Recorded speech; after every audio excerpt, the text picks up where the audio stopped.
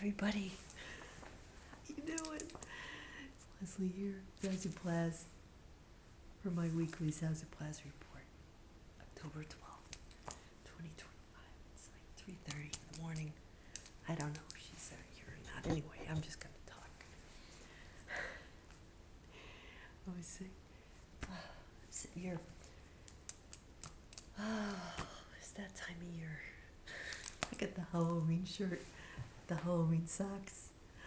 I'm gonna go get some new clothes. But yeah, so yeah, it's Hartford Marathon weekend.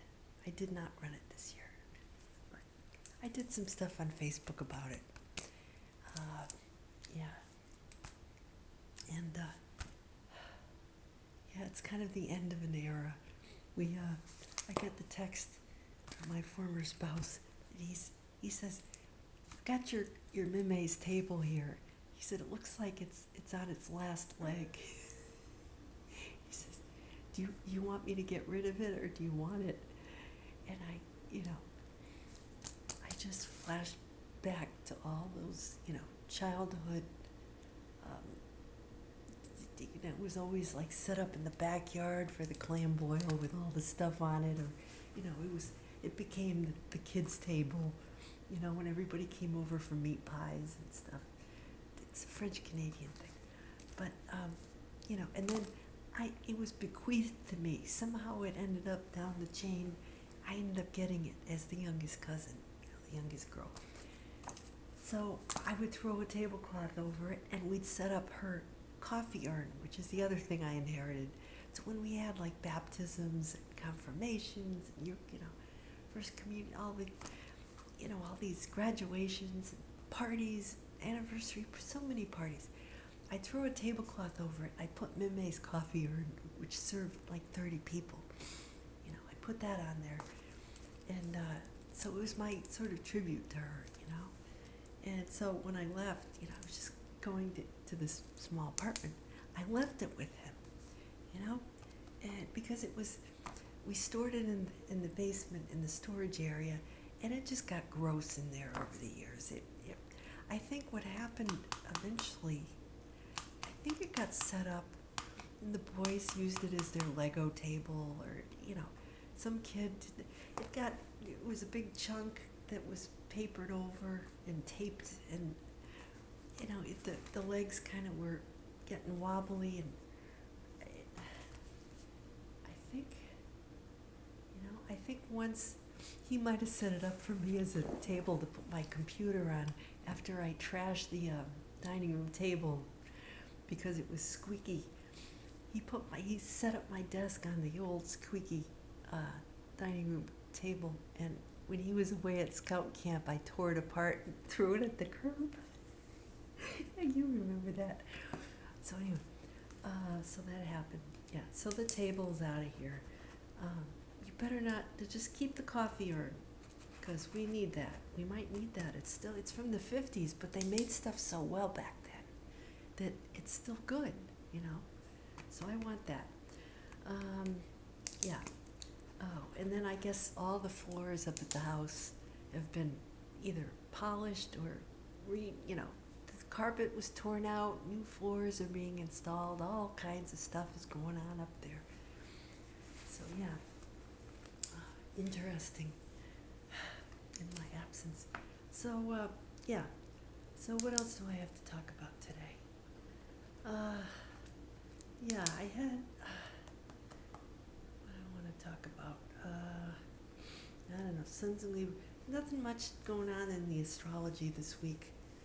I wasn't feeling it too much.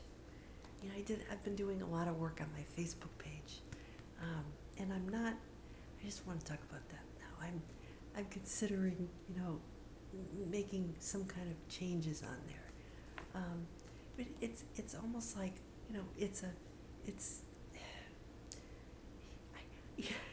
it doesn't bother me if nobody, comments on it, because it's kind of like my own personal,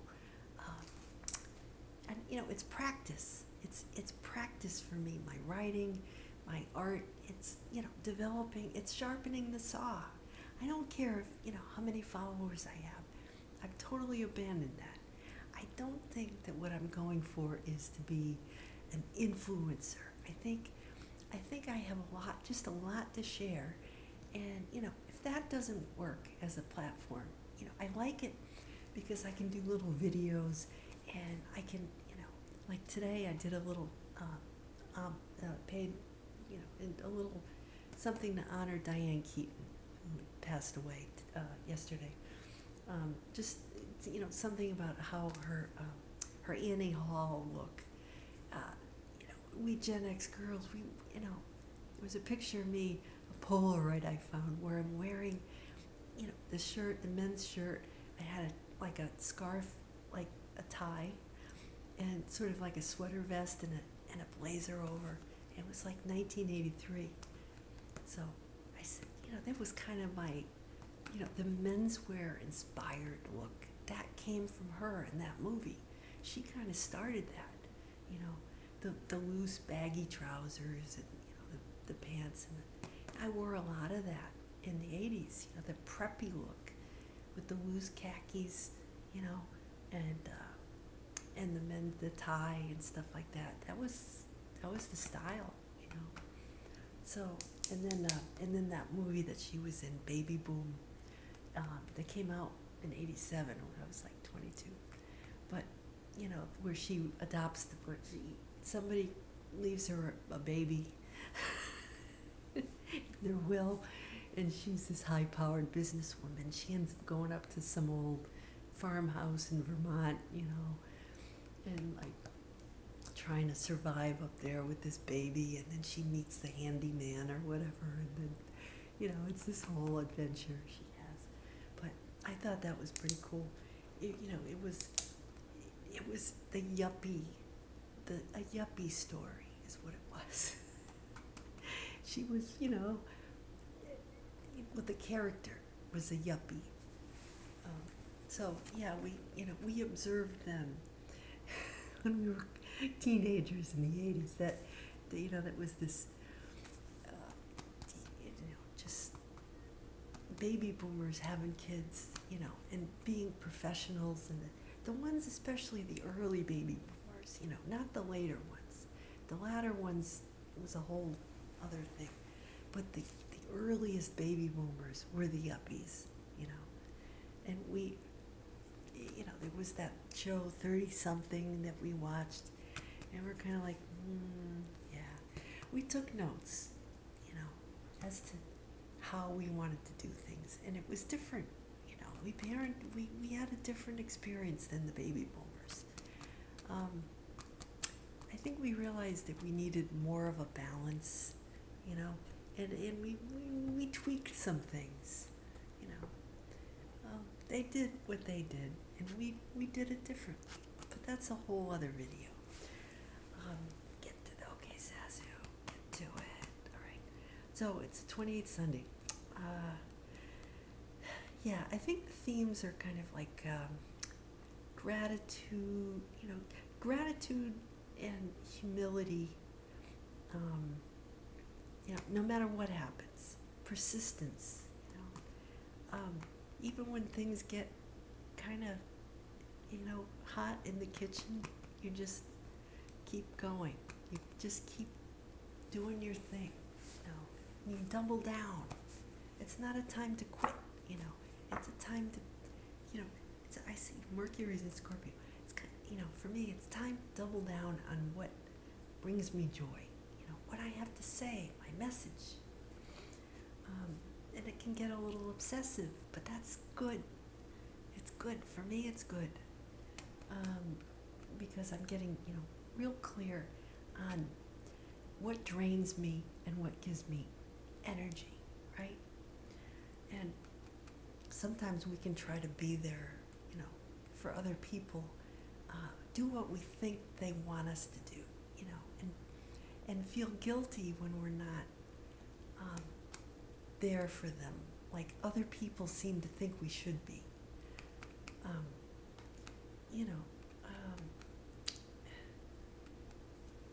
And I went through that this week with some family issues that came up, where I had to drop everything, drop my usual routine, and go and, you know, be there for, you know, for a family. And yeah, my dad needed me this week, you know, and usually he's really independent, but you know, and so I talked to him, you know, and saw him more this week than I have in a long time, and it's good, you know, because my dad's 88, but it, you know, also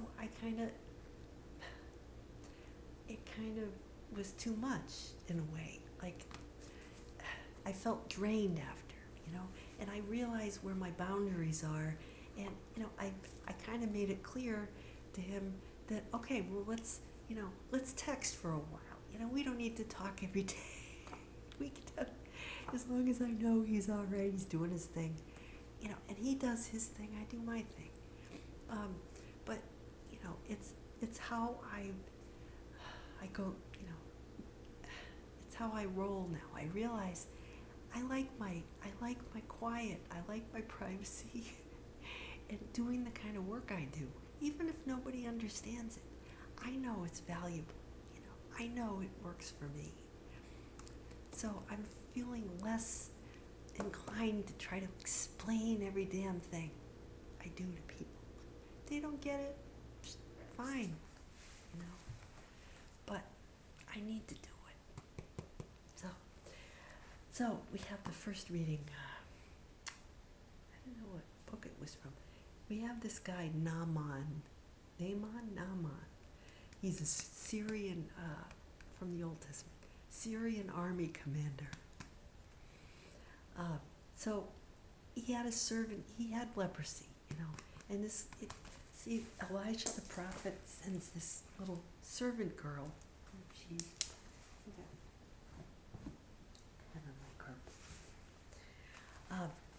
This little servant girl to tell him, yeah, go wash 7 times in the Jordan River. And he was like, oh, he was all expecting, you know, Elijah to send, you know, he expected him to come, you know, he wanted the royal treatment, you know, he wanted to go and be treated like royalty and bring it, you know, like the king come down and see him. No, he gets this message, you know, go wash, and the Jordan River was dirty, so he's like, I'm gonna go down there and wash in the dirty river, and I'm gonna clean my skin. So that's interesting. Yeah, leprosy, because I read that Diane Keaton had some skin issues. She had some. She was always wearing hats because she wanted to protect her skin from the sun. Isn't that interesting? So, yeah, but so he did. So he got Naaman. He got cured. You know, and he wanted to pay Elijah back, but Elijah said no. He wouldn't accept anything.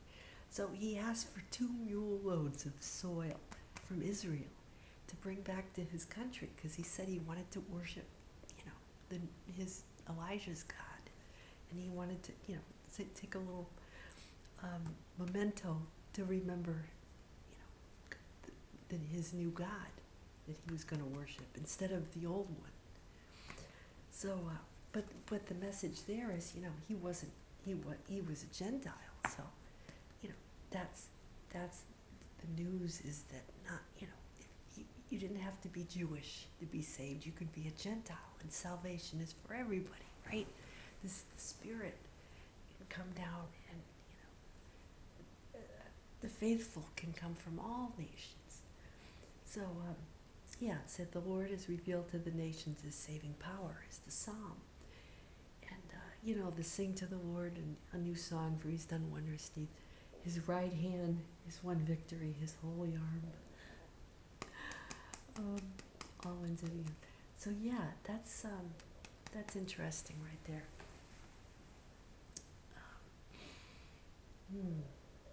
So, again, the second letter of Timothy. So he's talking about, we were there last week. I won't go back into it. He's in jail. So he's talking about, you know, the word of God is not chained. He might be chained, but he's grateful, and he's saying this suffering is going to teach me something. This is going to benefit me, and it's going to benefit other people when I tell them my stories. You see? So that's kind of how I look at my mission, right? I look back and I say, you know what? I was happy no matter what was going on in my life, and now still, because I realize that I have, this mission or this higher calling to tell people about the things I've experienced, so that they don't have to, so that they can have it easier, not make all the mistakes I made, right? So that they can, have an easier life of it. In other words, I'm the clown. I entertain people, but I'm also offering a little bit of, my suffering for the benefit of, not just entertainment, but for practical purposes. So that you can, say, look, God has been good to me. He'll be good to you too. The universe will take care of you because I've been taken care of. And if you're doing your thing and showing up, as your higher self, you'll be taken care of too. That's my message. So, interesting. So, he says, here's the trustworthy saying. We are, in other words, he's saying we are spirit in this body. We are, like Christ, right? We are spirit, come down in this body. We're not Jesus, but he showed us how to live, right? How to embody, how to be. So, so he says if we deny God, he denies us. In other words, if we choose not to pursue, our highest path, what we're put here to do, then then God will deny us. In other words, if you choose not to accept the mission that he sent you, we're sent here to do, then you're not going to get the special blessings that you would otherwise get. In other words, if you take up your cross and do that thing only you can do, then you will get blessings only you have coming to you. See, if you try to be somebody else, then you can't go the other way. I mean, there are many paths, but there's no getting out of it. You're gonna do it. You gotta do it, right? You gotta follow your path, your own journey. Okay, that's a little hint there. If we persevere, then we will reap the benefits. It says, if we die with him, right? If we let our ego die, then we'll also live with him. So that's that. So giving thanks in all circumstances, right? Because you don't know, right? Every single thing. I was talking to my dad about that this week. I said, everything that you go through, you don't know down the road what the benefit of this, what you've learned from this particular, adventure, right? So, but we will know. Someday we will know. So Luke 17, Jesus is entering this village. He's saying, he's taking a trip. He's going on his way to Jerusalem. He passed through Samaria and Galilee. And, the 10 lepers come by. So, this could be, put it in common, it was like the pandemic, right? You get, 10 people with COVID coming over, with the masks. It's kind of like that, but, leprosy was so skin conditions that people wanted to stay away from. Does it sound familiar? People don't want to, so they stood at a distance and they said, Jesus, have pity on us, right? Heal us. So he said, go show yourselves to the priest and root. They were healed. And then one person comes back. We're assuming it's a guy, to thank him, to thank Jesus. And he says, where are the other 9? Ungrateful slobs didn't come back. He said, go, your faith has saved you, right? So, in other words, having gratitude. He had faith, when things weren't good. He had the faith that he could get cured, right? And then he associated, running into Jesus with being healed. So that, the same way as in the first reading, right? The Naaman, he associated, he knew that Elijah was the one who,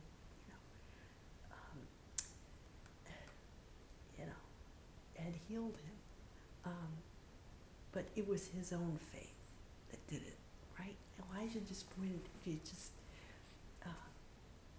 it had him, die in a way, the ego death, right? Going to the river and putting aside all his title, his worldly, status, to go and, go in the dirty river, right? To sort of, what you're being called to do is surrender. All those trappings of the world, right? All those things that, make you exalted, make your title, your relationship, you're this, you're that. Just, to be stripped of all of that and go on your journey, right? The soul's journey. And then when you come back, it said that his flesh became like a little child, right? So that's rebirth that happens. It's a spiritual rebirth that leads to through the physical, right? When you're healed, you glow from the inside, right? There's a glow about people who are, they don't fear anything, right? They've been through some horrible circumstances, but they have faith that God has brought them this far and God will bring them, all the way home, okay? So they've been, on this road. You've been on this road with God, this journey. So that leads me to the song of the week. Faithfully by Journey, 1983. That was high school. That was probably a slow song. They probably played it at our senior prom. So Jonathan Cain wrote this on a napkin on a tour bus. He was the keyboardist for Journey.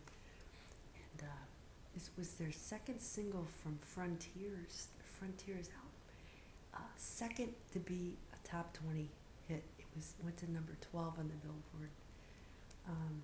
They said it was the greatest power ballad ever recorded with the classic rock, something magazine or whatever. I'm losing my voice here. So the reason I picked this song, one of the in the psalm it said, "If we are unfaithful, God remains faithful, for He can't deny Himself." So I thought that was good. We're unfaithful. God remains faithful. He can't deny Himself. So He can't be unfaithful to Himself, right, God?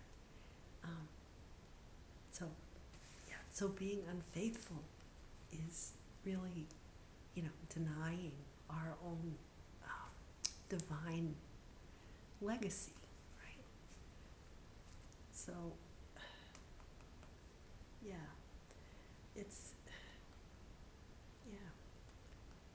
So unfaithful means to kind of lose hope, right? To stop persevering, to stop, we succumb to guilt, fear, whatever, right? We stop trusting God. And that's what that means. So, and also Jesus was on the journey, right? And Naaman, the Naaman guy. Actually, the MTV video, it's one of the first where they did, Journey on tour. And, they're on the tour bus, and, Steve Perry's on the phone, he's calling home or whatever, calling his girlfriend, or, he never got married, but, calling home, people, the guys in the band calling their loved ones, and they're going from town to town. It's, right down the line, it's been you and me. So it's like God, right down the line, God's been with us, right? Jonathan Cain said that this was, he wrote it so quickly. He said it was anointed, this song. It came right down. And that's so often you read that, that these rock songs, so many of them got written so quickly. I mean, when they came down, they wrote it right down, right? Some of the greatest songs ever came that way. So, you need to be ready to receive this kind of inspiration when it strikes, right? You don't hear about, the songwriters going, agonizing. And this is the way I've written most of my stuff. It just comes, it's gone, it's out. If you have to agonize over it, then it's not from there. It's from the mind, Some of the best stuff comes during times when you're emotionally, when you're alone, when you're away from your everyday, you're traveling, right? That's what Journey's about. If you ever noticed when you're away from home, you reflect about, on your life in a different way than when you're home in your familiar surroundings with people. You learn, you go to new places and you learn new things about yourself. What's important, who's important, what do you want in your life? What kind of life do you want, right? And is it what you've been doing all along, or do you want to strike out in a new journey, a new path, right? It's all good. No matter what, it's all good. It's your path. It's my path. So, yeah. So go watch that. I mean, I can't hear that song and not think about high school and stuff like that. It's a good song. It's Wyatt. Again, I'm so grateful to be, in my generation, to have had the music that we've had, because it's the best. They're still listening to it today. You see the comments. Who's here in 2025? Me. So I'll go have my paleo hot chocolate, my rice cake. I gotta make beef and broccoli today. I took the beef out yesterday. It wasn't quite defrosted, so I had the split pea soup in the freezer from last week. So until next week, get ready for Halloween. I'm gonna go get some stuff this week. I got a couple things. Got my pumpkin. Yeah, it's getting towards spooky season. The veils are thinning. The veil is thinning. So, till next week, I'll see you same place, different time. Take care, everybody. Bye-bye.